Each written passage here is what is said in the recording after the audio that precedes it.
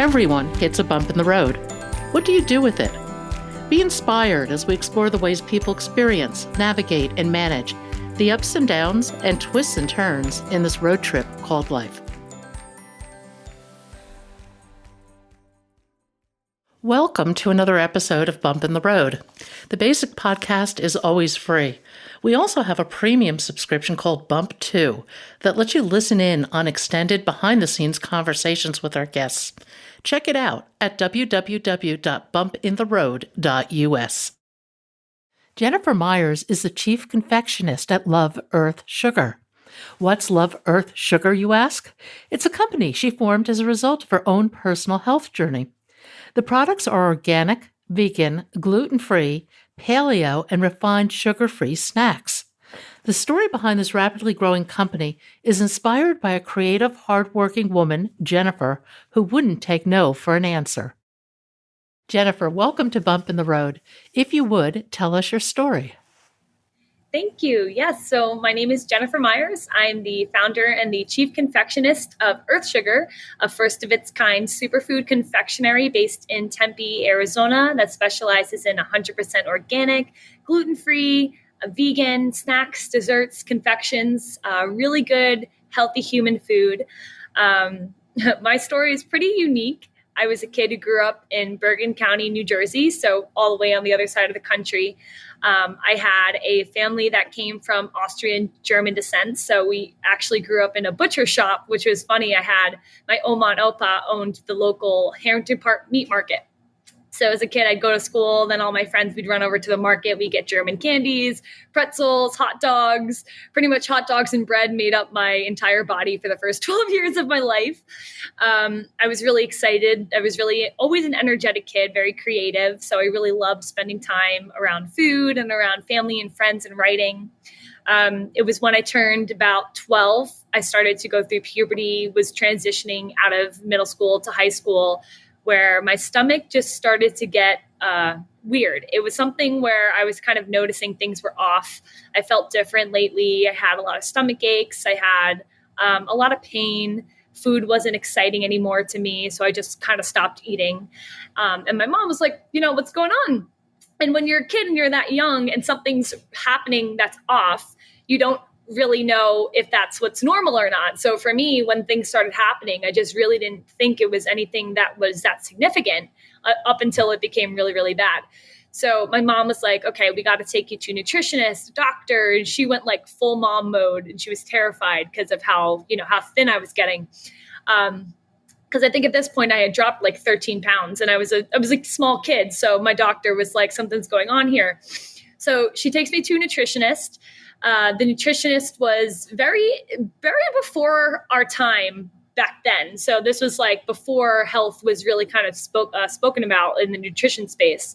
And she told me to, stop eating gluten, stop eating dairy, stop eating soy, avoid processed meats, avoid candy, all this stuff that was the only thing I was eating at the time. Like my diet was chicken fingers and French fries, candy, hot dogs, Funyuns, Mountain Dew.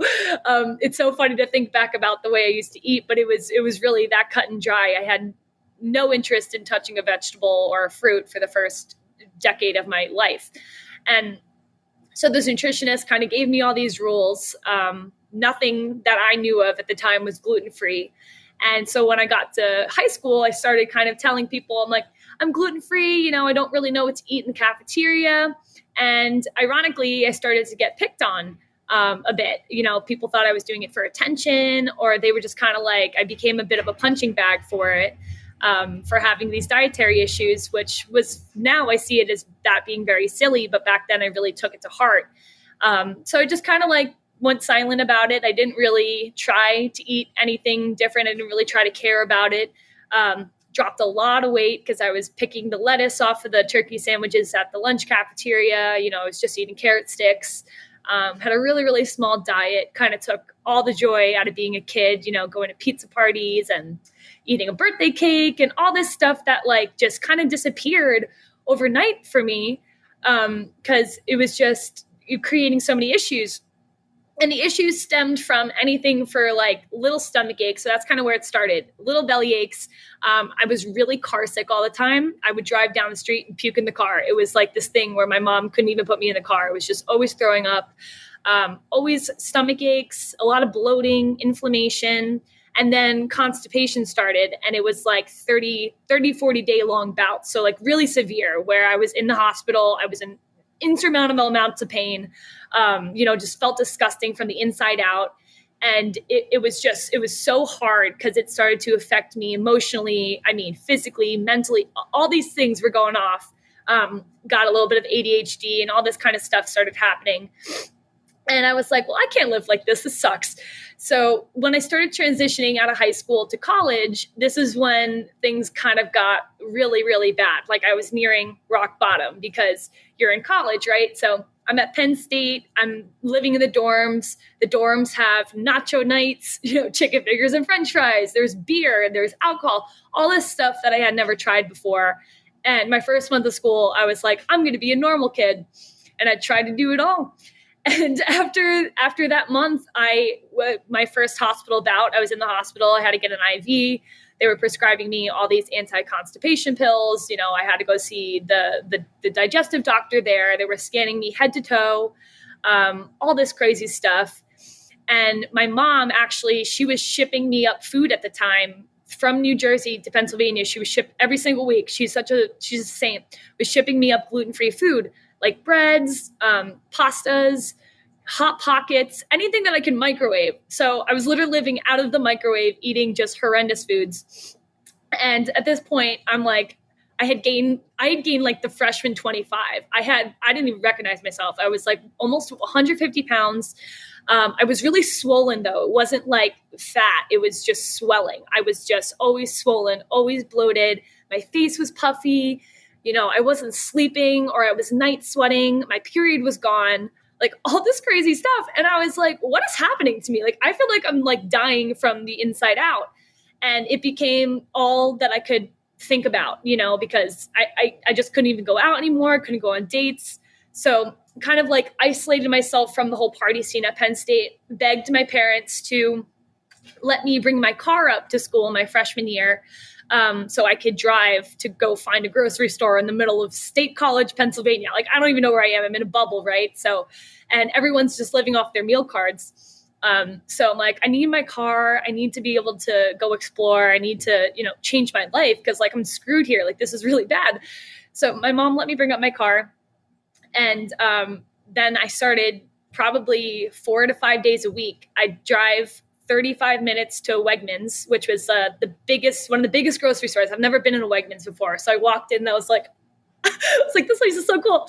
And I was a journalist major. So I had like a knack for doing things like super excessively when I was like trying to learn or like educate myself about stuff. So I started to go to the grocery store with a binder, and I would pick up every single packaged food, write down the name of the company, write down what ingredients were inside, write down if it was gluten-free or not. If I was unfamiliar with an ingredient, I'd put it like on the bottom and then like make sure to go back and look at it later. And it became this like really therapeutic space for me, where at first I would walk through the grocery store and I'd be really anxious because I didn't know what to eat. And then over time, as I kind of like, worked with the food and like was around it more and like was learning about it, it like totally changed into this like really fun, educational, just like space that like I can learn anything. Like there was just so much going on that, the American standard diet doesn't even talk about. So I was like, what else is going on out there, outside of Wegmans? So then I started to go to all the farmers markets. I would go everywhere, all over Pennsylvania. I would hunt them down, made friends with the Amish community, and really started learning about like vegetables and fruits and grains. And oh my God, I was like, I'm eating stuff that I didn't even know existed. And my meals were colorful. And I got like excited about the aesthetic of it because, I was in journalism and magazine. So I was like, let me make it pretty. And it just became this obsession. And then I started this healthy Instagram, way before food Instagram was a thing. I started this little page. It was called Healthy Fit Delicious. And I started posting all my recipes because I was like, maybe there's other girls on campus that don't know what to eat either. Or maybe there's someone else like me out there, because it felt so isolating that I was like, it can't just be me. So I started posting these pictures. They're horrible, looking back, they're not what I do now, but they were just a girl beginning, like just trying to do stuff that was healthy. And I did it for a few months. And then I started writing for healthy articles for my local magazine. And then one day I'm out at the gym and this girl comes up to me in the locker room and she's like, "You're healthy, fit, delicious." I'm like, "Yeah." I had like 300 followers at the time. She's like, "I make almost all of your recipes." She's like, "Thank you so much for doing this. I don't know how to eat. I'm gluten free. I got to campus and I'm always starving. And then I found your page and, I follow what you're doing." She's like, "Please keep going." And I was like, "Oh my God, I have a fan." I was like, "That's crazy." And it became this like thing where I was like, "Oh my gosh, I wonder how many other people would care about this." So I eventually became the editor-in-chief of the lifestyle magazine Valley at Penn State. And I really honed in on writing about nutrition and recipes. And at this point, I'm like getting really good at it. I'm like, I know fruits and vegetables and ancient grains, like nuts, seeds, powders, adaptogens. I'm teaching myself like about herbs and all this stuff that's like way before my time. Still getting picked on by all my friends, by the way, because now I'm getting up at 5 a.m. to go on runs while everyone's going to parties. And, so I was like, this sucks. Like, I'm just not finding, my place here. Like, it's really hard for me to love these things when I'm still getting so much pushback. So I decided to apply to Penn State's Hollywood program, which was super selective. Like, thousands of kids applied and they're only taking 12. So I was like, I got to get into this thing. I'm like, I'm going to get in this program. So I worked my butt off. I got into the program. I spent my second semester, my senior year, out in Hollywood working in celebrity PR. So I was working with Alicia Keys, Sam Hunt, Hans Zimmer. I worked the Grammys, red carpets, CBS television, all this crazy stuff. But I didn't even like it. The biggest thing I liked about California was the Selma Farmers Market. This farmers market was like 30 blocks long. And I would laugh at myself because I'd spend all week talking to celebrities. And I was like, I can't wait till Saturday where we go to the farmers market. And I was beaming, I loved it. It was just, I found more stuff that I could even imagine. I found a lot of like new healthy practitioners who taught me all of these things about like colon irrigation and how to detox your body, raw foods, bone broth, like all this stuff that I was like, how did no one tell me about this all these years when they're just jamming pills down my throat, or like Miralax and all this other like just heavy stuff that just doesn't make your body feel good. Because there's nothing worse than not being able to relieve yourself or not being able to kind of like part with all toxins because it just sticks with you. And what it does is it literally makes you sick. It makes you toxic, and it hurts your heart and your soul and your brain. And it's really, it's not cute and no one talks about it, but it's something that millions and millions and millions of human beings suffer from. All ages, men and female, mostly female, but everyone has it. So like when I got to LA, I was like, I can't believe this whole health hub is here. Like all this stuff I didn't know existed. So I spent the whole year just like taking it all in. And then unfortunately, my job was super, super high stress.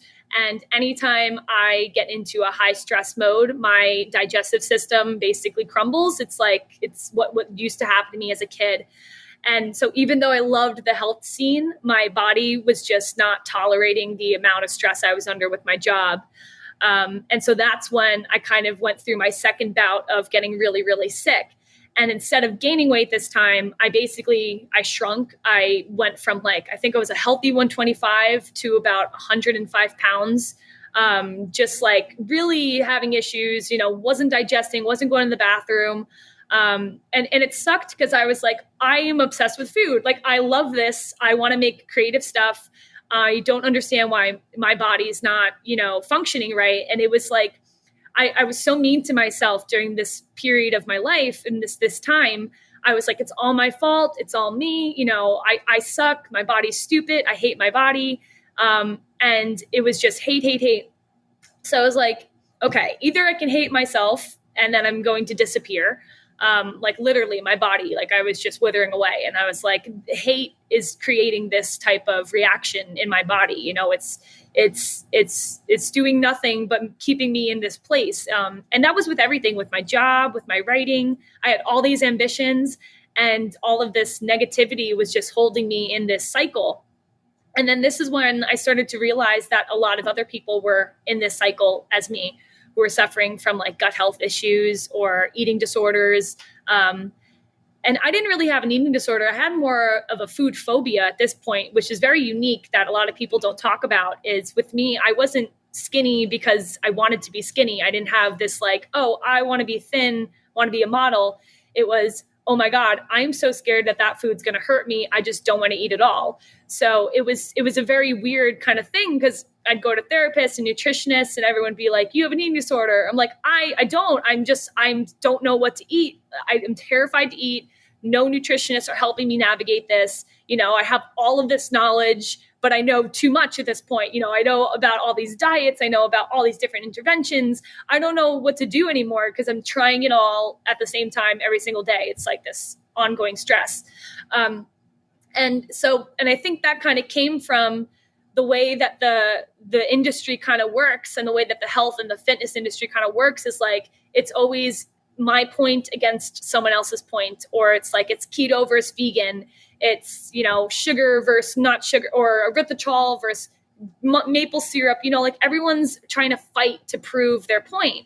And what happens is you have a girl like me, you know, a 21-year-old on the internet all day long being like, what's today's, you know, trick of the day? And then doing a hard pivot on my diet every 2-3 months, trying to like, you know, just go in circles, starting from scratch. And it's like, that itself is exhausting.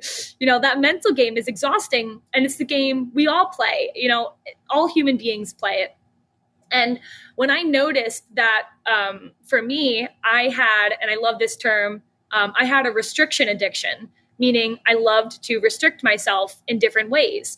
So whatever diet I had to follow, or whatever, you know, like mindset I was under, it never came from, okay, let's add stuff to my life to make it better. It's like, no, let's take everything out. And because that's what the doctors told me. They were like, take out gluten, take out soy, take out peanuts, take out this, take out that. Next thing you know, I'm eating nothing. And I'm like, holy shit, you know? And so that's kind of how I designed my life, though, was just like always restricting myself in some buckets.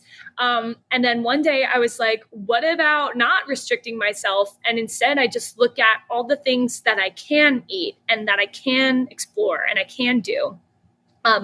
So in my journals, I'd started to just literally write them down. I just made spreadsheets. I was like, here are nut seeds, gluten-free foods, like, here are different countries that make, how they ferment beers from bananas. And it got weird. You know, I was just going down all these rabbit holes. There's mung beans, and then there's like, you know, soy, and then there's sesame, and then there's all this other stuff. And I would just build spreadsheets upon spreadsheets of like adaptogens and like different fats and different teas. And then when I looked at those, when I physically saw all those things on there, I was like, oh my God, how can anyone tell me that my life is restrictive? It's so full. It's so plentiful. It's so bountiful. And that mindset literally took me from the darkest place of my life and like yanked me out of it. And I was like, I got to get the heck out of LA. You know, I need to be away from this, and I need to learn how to give myself life through health and not health through restriction. So I flew back to New Jersey, and I decided to become briefly a personal trainer, because I was just really in shape at the time and I didn't know what I was doing. So I was like, maybe here's a good spot to learn about food. And this is like, it's like the universe curse. I walk into this gym and it's a bro gym. So there's like 20 guys there. I'm the only female with one other girl. We're really skinny. They're all ripped, you know, and we're all training middle-aged moms who just want to lose weight. Like their only goal is weight loss. So every Friday, Saturday, I would actually have to weigh in my clients. Like they would have to step on a scale in front of me, or I would take their measurements. Sometimes they'd be excited, like really ultra excited, or hysterically crying. And I was like, well, this is absolutely horrible. You know, like this is exactly what I just went through. And I don't want anyone else to ever want to do this. Like when they're going into the health world or making something better out of themselves, like to just go straight from what I did, which was like, I'm feeling bad. I want to get better. Let's restrict my whole life and just focus on this one thing of like weight loss. And weight is not weight gain, a certain weight gain. Yes, that can be like a red light to signal that something's going on health wise, but truly like abs does not mean healthy. And a lot of the times abs and fitness and that type of like shredded look is actually very unhealthy, which is what I was. I lost my period for 7 years because I was so skinny, and that is a horrible, horrible thing. That was really, really bad. So I kind of like took my knowledge about what I personally went through and started to talk to my clients about that, about like, okay, so what does your week look like? Like, you're eating chicken and rice and you're restricting yourself from all forms of joy up until Friday night when you take one sip of wine, then 2 wine glasses are gone, then it's 3, then it's a bottle, then it's ice cream. And then now you're binge eating. And now, you're going through this weekend of just extreme intake. But then, and that's not bad. What's bad is when Monday comes and then you're like, I hate myself. Like, because now you're stuck in that cycle. Now you're like, I'm going to restrict all week till Friday. And then you're going to do it again. And then you're going to do it again. And then years go by and you're like, I hate myself. I can't lose weight. It's me. It's this, it's that. And you internalize that cycle, which, the only reason why we all get stuck in that cycle is because society has told us that we have to be small, we have to be skinny. And if we're going to be healthy, you're going to have to be ripped. You have to have muscles. You have to be a size 2. And those things aren't true. So I would just start telling my clients, I'm like, if you're craving sweetness, if you're craving good stuff, like I'm really good at making treats from fruits and from all this other things because my whole life I've been super restrictive, and I was able to find joy through really delicious, nutritionally dense foods that aren't detrimental to your body, that aren't going to make you feel like different things. So 1, make you feel guilty. 2, make you feel good. Like a lot of the cane sugar and the gluten and that stuff, it just doesn't belong in your body. It's not serving you. And so I was like, you know what, like, I think I can help here. I think I'm onto something. So I started like sending recipes out, started making stuff, bringing it to the gym. People loved it. It was like, this is so good, like this worked. And then I was like, oh my gosh, like maybe what I went through, it means something. Like maybe I can turn this into something. So then I was like, maybe if I created the brand and, something beautiful and colorful and creative, like I could finally trick people into coming to my side and really kind of like seeing the joy in health and taking care of yourself, and just putting like a new light on it, and it not being like healthy doesn't mean you need to just shrink your body or restrict yourself. Health actually means you add things to your life that are beautiful and bountiful and delicious and joyful. And so I started writing in my journal, coming up with ideas to eventually build my own food brand, which was crazy at the time. I'm a personal trainer. I'm like, I'm going to build a food brand. It's going to take over the world. But I was like dead set on this. So I was like, well, how the heck do I get out of a gym to a food? Like, I don't know what I'm doing. I've only worked in my apartment. So I started applying for jobs, and eventually I get a job as the director of research and development for Lava Yogurt, a huge multi-million-dollar vegan business. And as their director of R&D, so the person who conceptually comes up with new products, makes them, figures it out, and then designs products basically from concept to shelf. So, and I got this job, so funny, and beat out like 50 food scientists. And I'm like, to my CEO, I'm like, why? Like, thank you for the job, but like, why did I get the job? And they made me fill out this innovation report. And mine was like 15 pages long. And it was all about like trends of the grocery store. Like, where do you think the world's going? Like, if you were to create a product, like what would it be? And they were like, I've never seen anything so nerdy. And I was like, well, all I did the last 10 years is just walk around grocery stores and like, write down trends and new products. And I was literally, I didn't know, but I was just becoming like a savant of the grocery store. Like I was just learning everything. I was in there so frequently. I was picking up on new products, new fruits, like new vegetables, new ingredients, like where it was going. So I got this job. And I was like, I didn't know anything, like nothing about food, nothing about being a chef, nothing about soap, doing the dishes. And I just got thrown into it. And I have never been like, oh my God, I'm so good at something before. It was just like everything I had ever learned from journalism, creativity, personal training. I was using my body, my brain, my creativity, my passions, like everything in there. And then COVID hit, and I was like, damn it. I was like, of course, I'm in my prime, living in Brooklyn, working my dream job, and then COVID hits. And COVID was really, really interesting because I got to see kind of like the truth of the snack industry. Because at this point, I had been pretty well like versed with trends and food innovation, but at this point, it was exciting to me. Like food innovation was exciting. But then when COVID hit, I started to kind of see the industry go in different places, and then I kind of got it to talk to a lot more companies. Like I was talking to like flavor companies, in like different types of innovation companies who pretty much like design new protein powders or new fibers or new natural flavors. And so I kind of felt like I was like that hippie food scientist, like I was the hippie they like let into the fold. And I was just like, does anyone else realize what's going on here? Like, this is weird, right? And the people who were reaching out to me, because once I got that title, director of R&D, people were sending me ingredients, and Cargill, the biggest meat and the biggest chocolate manufacturer of the world, was sending me all these weird sweeteners. And I was just like, this is weird. Like, I didn't know this is what we were doing here. Like, I thought we were all making healthy food, and I trusted the grocery stores, because it was the place where I went to learn about myself. Like, I really trusted the place. Then I was like, maybe this stuff isn't as natural flavors aren't as natural as I thought, or maybe, these protein powders aren't processed the way that I thought that they were.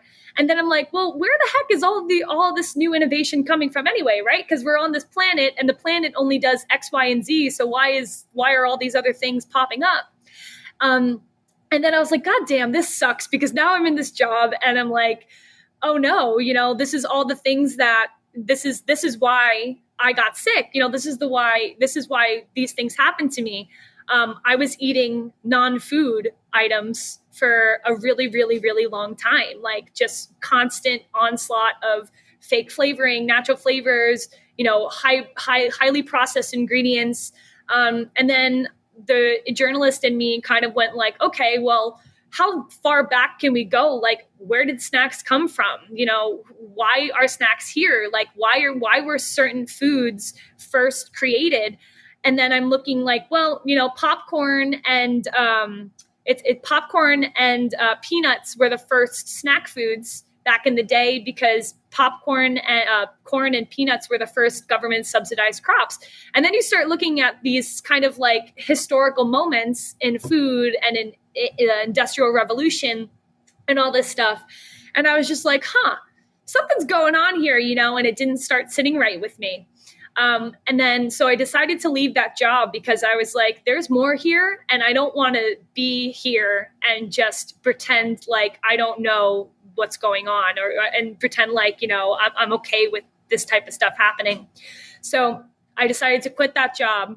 And at the time when COVID was happening, I was like, well, I got to get out of Brooklyn. So I'm going to go to Arizona. And I picked Arizona for a few reasons. I used to do Tai Chi. So I would be at this one studio, and they had this big picture of Sedona on the wall. And so I would do Tai Chi looking at Sedona. I was like, wouldn't that be nice? Just making raw vegan snacks in Sedona on the mountain. And I was like, that sounds like a perfect life for Jenny, like that sounds like the epitome of everything I've ever wanted to do. So and I knew one person in Arizona who went to my high school. His name was Joey Rizzo.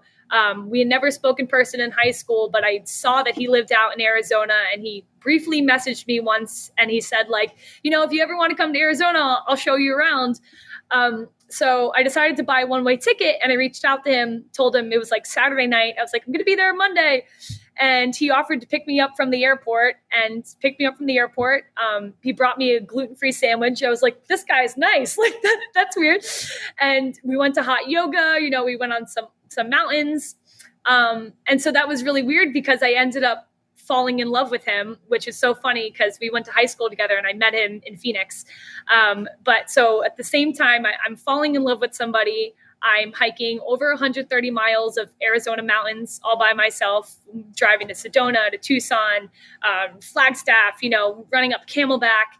And I'm going to new food places, and I'm going to the farmers markets. And I'm like, there was just this itch in my soul that I was like, I think this is the place where I'm supposed to do something. So I called up my parents, was like, so I'm in Arizona, I've met a boy, I'm living here now, and I'm going to start a business. And my dad's like, what happened to you these last 3 weeks? Because it was like, and there's no talking me out of things when I want to do it. I was like, I've wanted to do this forever. There's a reason why this all happened to me. I'm going to do it. You're not going to stop me. So I road tripped from New Jersey with Joey. Joey flew back with me. We got all my things. We threw it in my car. And all my things were like one bag of clothes, all my notebooks, so all my recipes, a bunch of my herbs, all in my mason jars and my tea. Like it was hilarious. My air fryer, my extruder, not my extruder, my dehydrator. And Joey's like, oh my God. He's like, you weren't kidding when you said you're really into this stuff. I'm like, yeah, it's the only thing I moved here with were all those things. We did a 12-day road trip from New Jersey down to the coast of Florida. We did the Panhandle, and then we went across to Arizona. And it was the most beautiful 12 days of my life. I felt like it was something straight out of a novel. I was like, oh God, it was amazing. And then when I got here, I was like to Joey, I'm like, so you seem like, because he's very, spontaneous. So I'm like, you seem spontaneous. I'm like, what do you think of this? I've wanted to start a business for the last forever. I mean, I've always wanted to do this. I have this idea. Everyone thinks I'm crazy. Should I do it? He's like, yeah, full send. And I'm like, that's the only thing I needed was for him to just be like, do it. So I was like, awesome. So I went to the local farmers market and I walked up to the booth and was like, my name is Jennifer. I'm going to start a business. Can I sell things here? And they were like, yeah, what are you going to sell? And at the time I didn't know what I was going to sell. I was like, well, I think I'm going to do raw vegan, treats, desserts, like healthy snacks, but are a little sweet, like just coming up with stuff, like just kind of seeing what would excite them. And they were like, yes, that all sounds awesome. None of that exists here yet in Arizona. Like we're so close to California, but there really isn't like a big health hub center yet. So like, yes, like whenever you want to start, like, please start. So I was like, okay, I'm like, all right, I'm going to do this. Got my LLC, got all this stuff together and then just started like coming up with ideas for what I was going to do. And at this point, I had no idea what I was going to do. I had the name Earth Sugar, which was something I had come up with a while ago that really encompassed everything that I loved.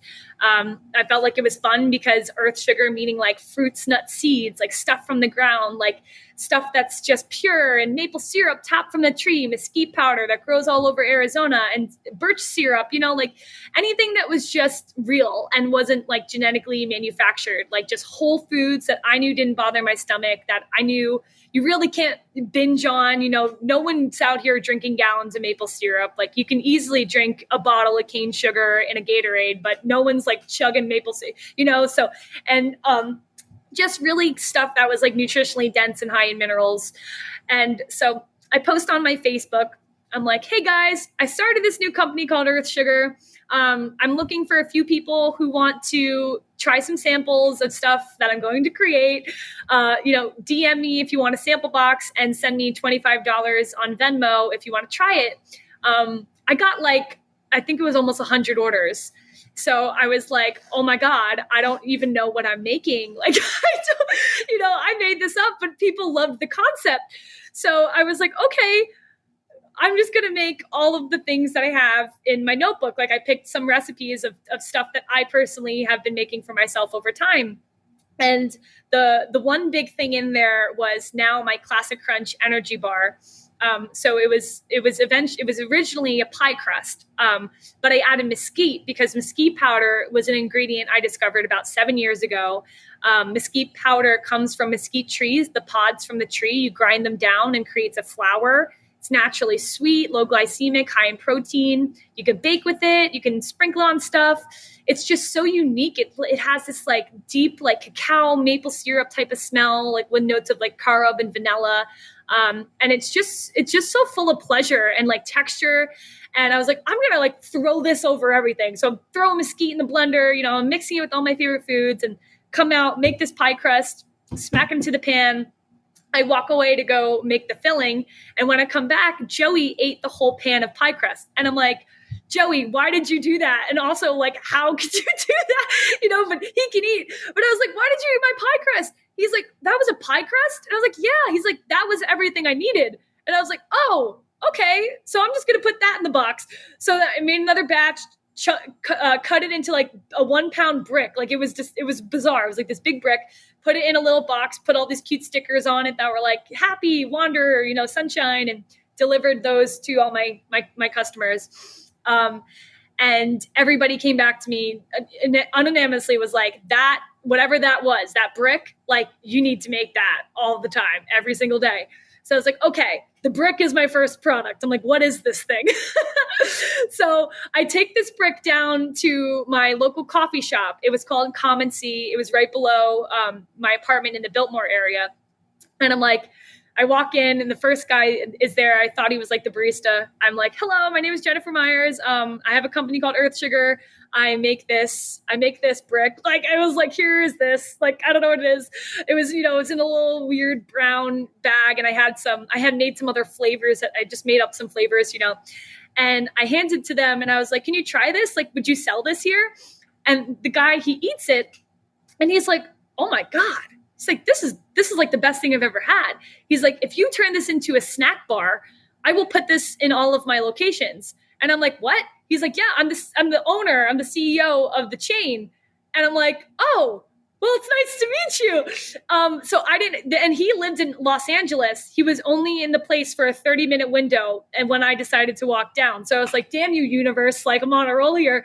So I was like, I run back to my apartment. I'm like, Joey, we need to turn this place into a kitchen. Like, the guy said he'll put my bars in all of his store. And he's like, you're making bars now? I'm like, yeah, I have to make bars. I'm like, I have to make bars. So he's like, okay, you're crazy. So I had all these designs in my head for years of stuff I wanted to do. So I basically just went back into my Canva, like went nerd for like 3 days designing. And then I designed my logo. I designed all the packaging. So all the Earth Sugar bars are my own design. This is my design. Created it all. Then built a mold. It's like a 60-gram mold for the bar that I would learn how to push it in. From my last job, I knew everything about, getting nutrition facts done, doing shelf testing, like all that stuff. Like I knew it like the back of my hand. So I was like, I know how to do this. Oh my God, I know how to do this. And I was like, just doing it. So October 1st, I delivered the bars to the store. The day before October 1st, I delivered the bars to Common C. And the guy picks up the thing and he's like, Earth Sugar? And he's like, this doesn't look anything like how I thought you would make it. He's like, but it's kind of cool. I'm like, yeah, well, I figured, like everything healthy is brown and green. And like, why not slap a rainbow on it? And like, maybe kids will think it's a candy bar. And I joked about it. And, and then he sold out of them. And I was like, oh my God, like, I think that worked. Then I start the local farmers markets. October 1st in Carefree was my first market. So last year, just almost a full year from today, started my first farmers market with all my snack bars out there. And I mean, I think my second customer was like, you should go on Shark Tank. Like, how long have you been in business? Buying like 12, 14, 16 bars for me. And I'm like, what the heck is happening? Like, I literally just made this up. And then it was this, like, I mean, it was a combination, I think, of like the Arizona community, like post-COVID, like me finally stepping into my purpose, where it just took off. I was selling like 100 bars a day. Then it was 200. Then it was like 300. And then I'm like, oh my God, I'm making like 500 bars a week out of my apartment. And I'm like, I can't feel my hands. I have carpal tunnel. Then I start making these raw cakes. And now we're selling like 30, 40, 50, 60, 70 cakes a week. I'm like, oh my God. Then I build a website. People are ordering off my website, all organic. So then I end up moving into my production facility now, which I'm in Tempe. It's based inside a local hotel. And the hotel was renting out their kitchen. They didn't have any oven, no hood, like nothing to cook in. And I was like, oh my God, it's perfect. All I need is a plug and a table. So I ended up moving into a fully furnished kitchen. I mean, everything. I had zero investment money to get in to get started. It was just, what I needed, ingredients and XYZ. But for the most part, it was like the easiest, smoothest transition. So then I started like from my apartment to by the beginning of March having a full blown, kitchen. So now we're shipping nationwide. Then wholesale accounts start reaching out to me. And it was just this organic thing that now today we ship nationwide. We're in 47 stores. We do all of our manufacturing, distribution. The kitchen's entirely sustainable, raw, vegan. I even built my own air compressor to make the bar. So first I was using it with my fingers. And then I realized, obviously, I needed a better idea because this was going to kill me. So my dad's a plumber, and I call my dad, and I'm like, what would I need to go up and down like this? And he's like, you need a hydraulic press. So I start scanning the world, looking for hydraulic presses. I'm calling companies and stuff. And then one day I'm down in Mesa at a carnival, and I see this guy from Ava's Lemonade smashing lemons with this lemonade smasher. And I'm like, sir, introduce myself. I'm like, can I borrow that for the weekend? I think it might work for what I need. Borrowed it.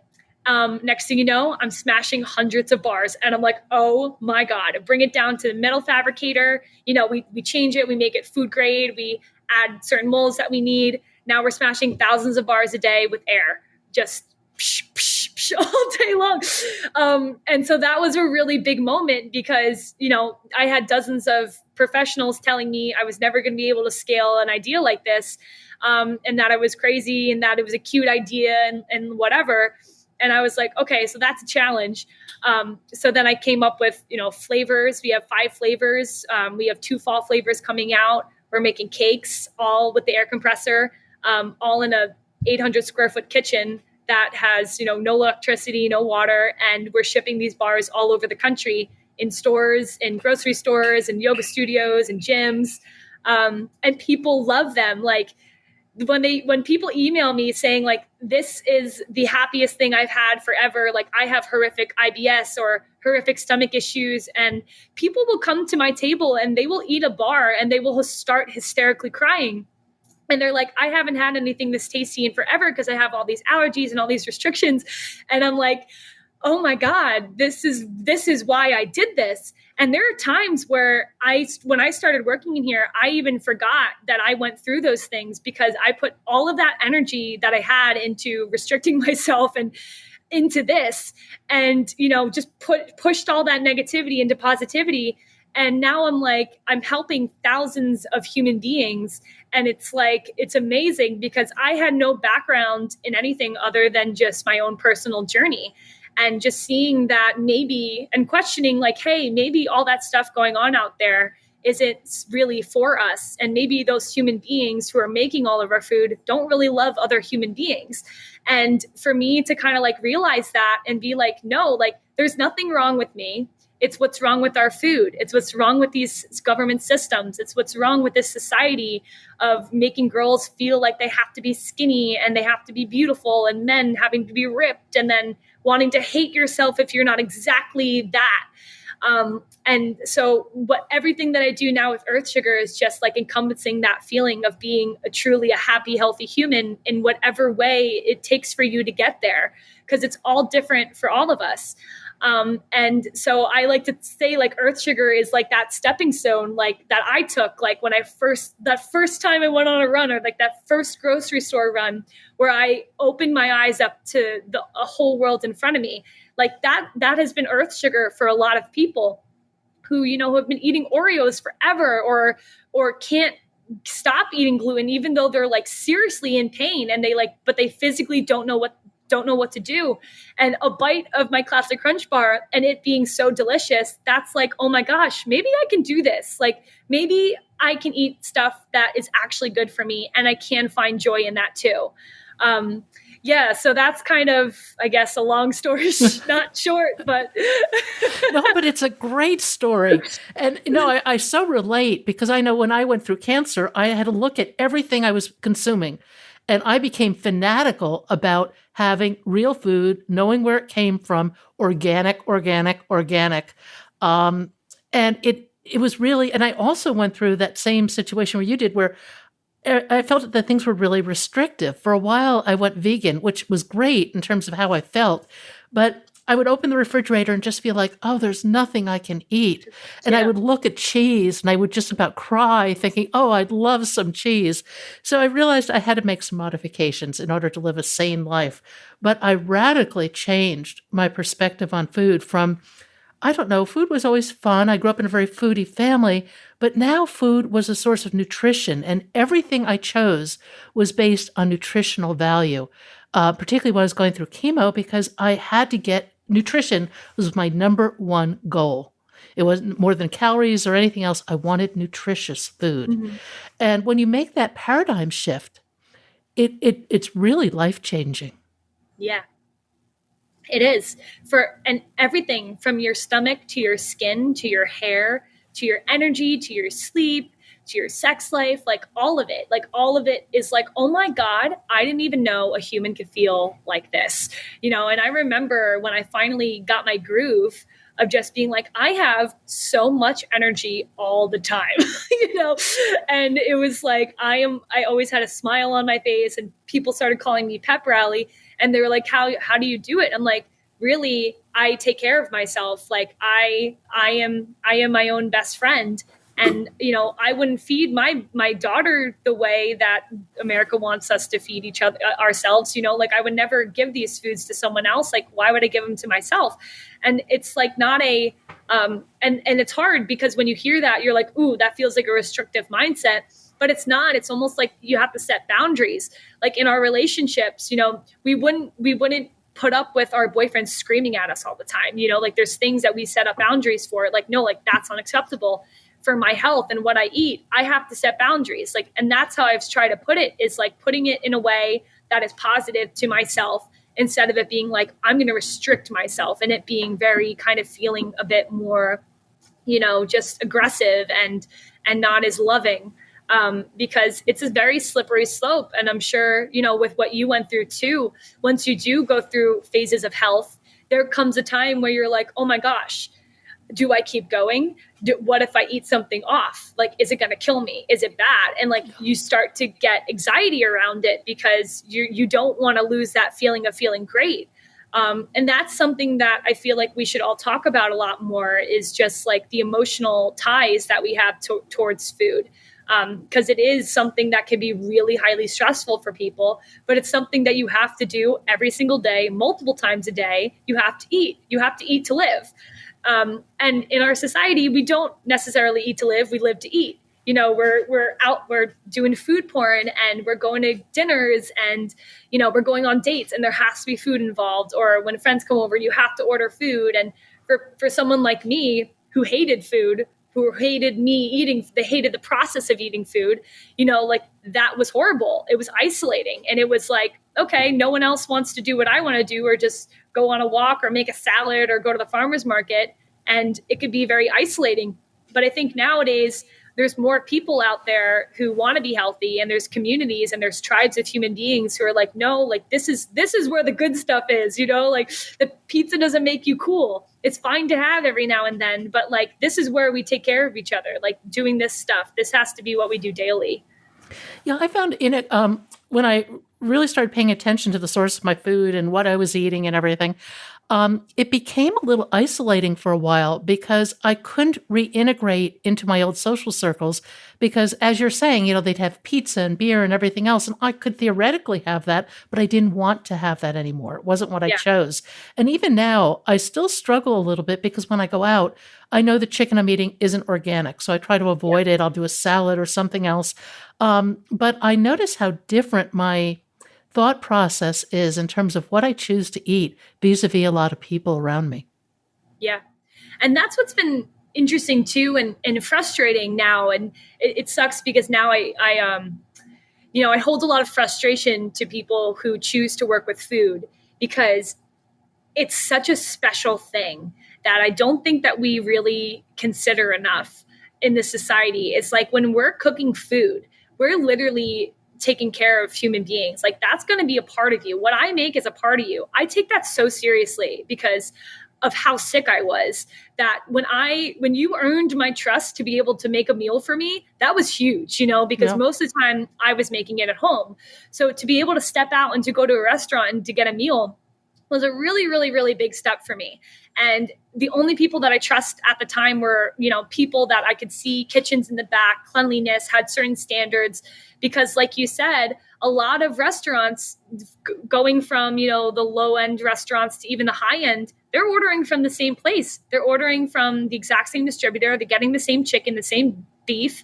The only thing that's different is how much they're charging for it, and the ambiance and the rooms. And that's why we have a society that's so obsessed with marketing and social media, is because there's a lot of ways to make really horrific things look very glamorous. And, you can fall victim to that, being like, well, the steak was $85 and it made me sick. What the heck? Like, yeah, because they're dunking it in clarified butter and salt. Like, that's why it's so good. And to a lot of, like, to chefs, like, that's a talent, right? Like, yes, it is a talent, but also we don't need how many thousands of pizza shops I'm sure that we have in this country. Like, I want to challenge people to do something new. I want to challenge people to use a different nut or seed or make something gluten-free that's not just a remake of what's already been going on, because vegans love to remake meat. Like, gluten-free Yeah. people love to remake bread. Like, let's make something new. I agree. I've never understood this need to recreate something that already exists. That always struck me as a little bit Yeah. weird, actually. Right? Yeah. It is very weird, specifically when you go into the vegan meat industry, because they're spending billions and billions of dollars creating chemicals and natural flavors and all this stuff to mimic a meat texture and a mouthfeel, which, if you look at just that really speaks numbers about how human beings enjoy the type of carnivorism that comes with eating meat. Like, even when you're parting with a meat-based diet, you still like the idea of consuming a meat-based product.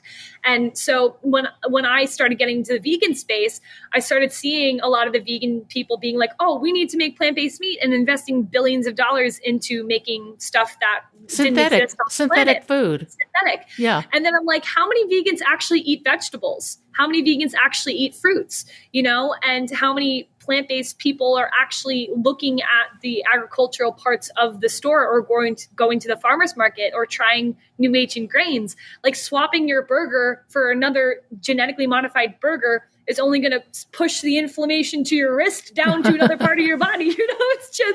It's the same cycle.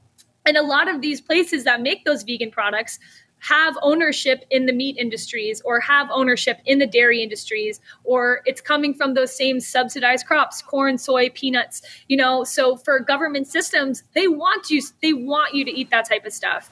But there's a lot of different, like, conversations going on now about that, because there are big proponents in the vegan industry being like, I want people to eat vegan meat. But then you'll literally hear them say things like, I think it's okay because Americans don't really care about being healthy. So the connotation associated with these types of products are just, under the umbrella of, we're doing a sustainable thing to, take care of the earth, but, excuse my language, but fuck humans. And no one's taking care of this species, the human being species, which to me is so frustrating, because we're the ones creating all this stuff, and we're not taking care of ourselves first, it goes down to, like, put the mask on yourself before you put the mask on the baby on the airplane. Like, you got to take care of this before we start saving the planet, and a lot of this stuff, it's very contradictive. Those big $billion factories, take that money and invest it into small farms in every single state, so we can all start growing our own food supply that's local. Like, there's so many smart, intelligent ways to fix the food systems. But you're having all these tech guys being like, no, we're going to genetically modify algae from the ocean and turn it into an algae protein that we're going to make cheese out of to put on your plant-based pizza. Like, oh my gosh, why? It doesn't sound appealing, does it? It doesn't. And it sounds crazy, but that's what's happening. They are making test tube meats. They are fermenting mushrooms to turn into mushroom protein. We do grow peas in the United States and then sell them to China. So they manufacture them and they turn them into a powder. Then we buy it back from China. And China holds 99% of our supplement industry. And, there's a lot of stuff going on of just basically how they're manufacturing things, and then how they're marketing it to us. They're making it all look really, really pretty and appealing and cool. And it's not always the truth. And for me, like the resounding fact that I've learned over my life was like, if I just eat something from the ground, whole food that I understand, that hasn't been touched by any sort of crazy chemical processing, or, wasn't hit with a natural flavor or a taste modulator, this is what the food is. And I can just learn how to take that in its raw form and make it into something even more insatiably delicious. That's talent. That's something that's true. And that it speaks numbers to how my customers feel and the way that my products taste. It's a journey. It's a flavor journey. It's like, it's texture. There's sweetness. There's saltiness. It's not like when you eat a piece of candy and you get sweetness and you get hit with like a grape flavor. But that's what we're used to now. Our society, we're used to eating something and then immediately tasting whatever the flavor is. But if you eat normal foods, like if you eat an apple, you bite into an apple, you don't immediately get a taste. You got to take a few bites, and then you get sweetness, and then you maybe get a little bit of sourness, and then you get the skin, and then you get some juice. It's a journey. And that's like with my bars, people will eat it, and then they're like, ooh, oh, ooh, like, and I watched it. I will literally watch them eat it. And I see that exploration happening. And that's really exciting, because a lot of the times when we eat stuff, it all tastes the same. There's slight differences between everyone's pizza and everyone's muffins and everyone's steaks, but nothing overwhelmingly different, where at the end of the day, you're like, you can really decipher, like how those items were different. And so that's what I love. What I do is like really creating stuff that's hyper unique and challenging the food systems that we have and all those scientists that we're employing to literally design our food out of test tubes. What advice would you give to somebody who's trying to go on a similar journey, in terms of looking at your diet, trying to educate yourself to make smarter choices? What are some of the key things that you kind of pull out of your journey?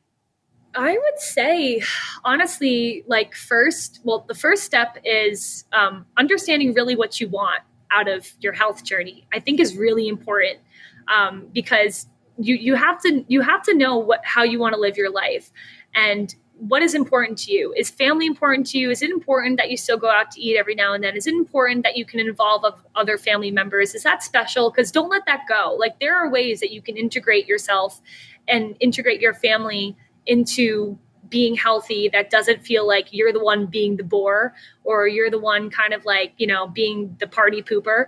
Like, there are ways that you can do it. So one is to not just choose to isolate yourself first, I'd say. And really, instead of isolating yourself, is to dive into the world of, wander. Read some books, listen to some podcasts.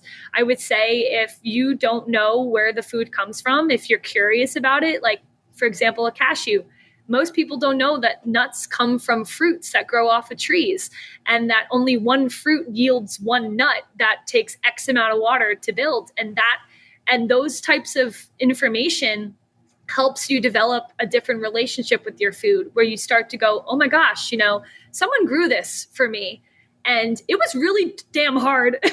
and then you start to think a little bit more about those things and how special it is that another human being or another, company or corporation did this for you to be able to enjoy. And you got to learn a bit more about the process. And just eating like whole organic foods, and whole meaning like, if you want a cashew, like eat the whole nut, or, you can eat nut butters, or, eat fruits, eat small doses of maple syrup if you want something sweet, or eat honey. Don't deprive yourself from stuff that you're craving, because when you're craving things, it means your body is calling for something. It means it's missing a mineral or a nutrient, or maybe you had a really bad day, and it's okay to give yourself something. When those things happen, it's okay to take care of whatever inner child is screaming out.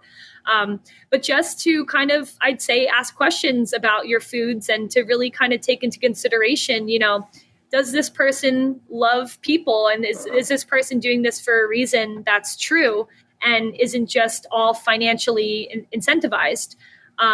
And you'll find really quickly that once you just start drinking a lot of water and, avoiding things like natural flavors and anything that you really can't pronounce, or you have to be like, I don't know what that is, it's probably better to just avoid it, and then not to hate yourself when you do have it or enjoy it from time to time, because it's going to happen. You're going to want something. You're going to be on a road trip.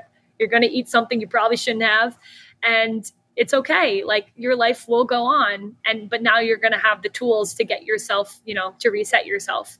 Well, there's a mind shift that occurs, and that if you start to see food as an act of love, it also becomes an act of self-love. Yes. And that's, I think, where you want to end up. And that's a very different mindset than than the mainstream. But Yeah. I think that all of a sudden, when you start seeing those connections, the love that goes into the choices you make, the love that goes into what you produce, it's really a game changer. I mean, It is. look, what you're producing, every single bar, every single item is an act of love. Yeah, it is. And we scream love into the blender here. We'll be like, love. And we'll like, we hand mix everything. Everything gets touched at least once by me in here. And because I'm sharing my energy through my food. I'm a very energetic human being. And I really do believe that it comes through and people can taste it. They can taste like how much time I spend in here, how careful and meticulous I've been, how important that I take this, because like, I get emotional when people trust me with making their food, because I know how important that is for me to trust someone to make my food. So to see people who suffer as much as I have, to be like, I want to buy, 10 cases of bars, 4 cakes. This is all I eat. This is the only thing I will eat. I will feed my kids this. I will feed my family. I will send them to my pregnant friends. Pregnant women love my bars. And that's such a special time of your life. And that's what people are choosing to eat earth sugar when they don't know what else to do.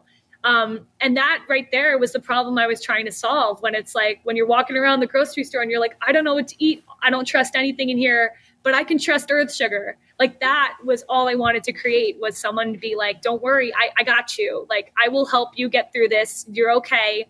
This is something that's allowed to give you joy and give you nutrition and give you health.